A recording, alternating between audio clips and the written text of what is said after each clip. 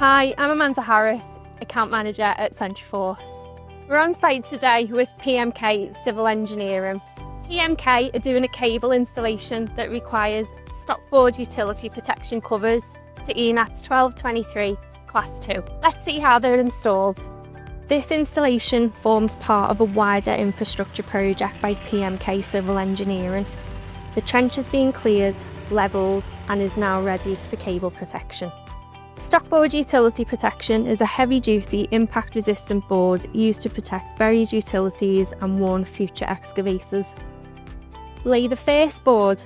Start by placing a Stokbord panel, flatten the trench with the printed warning text facing up. Align each panel.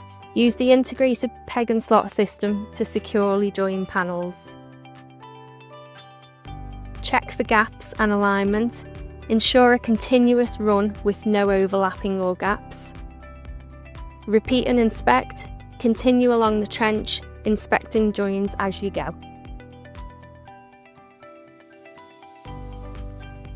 Stokbord Utility Protection offers long-term buried warning, high impact resistance, fast tool-free installation, made from 100% recycled plastic right here in the UK.